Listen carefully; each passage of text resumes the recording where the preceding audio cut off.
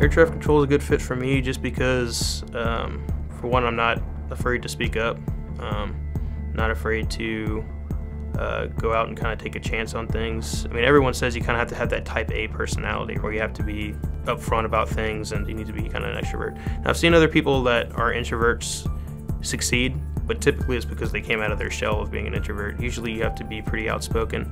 The main thing that I've noticed trainees washing out because of it being a bad fit, we'll say, is because they're just unable to speak on a frequency. It seems like that really trips people up because they're just kind of too reserved, and that's one thing we always say is that, like, we can't make you talk. You know, we can only correct you after you did something wrong.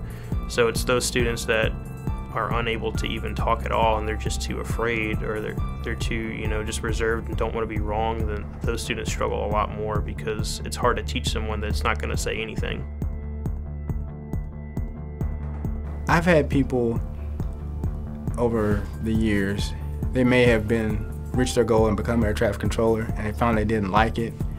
Usually it's because they had interest in more of traditional office environments. They also tend to not like to make decisions. Being the one that decides this is what we're going to do.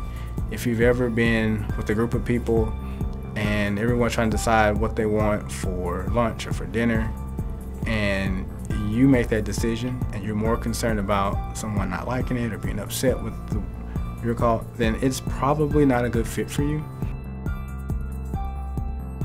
Air traffic control is a good fit for me because I am a person that I need to be actively using my brain at all times. I get very complacent if I don't need to think in my job, and it is challenging. You always need to think 12 steps ahead. You need to be prepared for anything that could happen.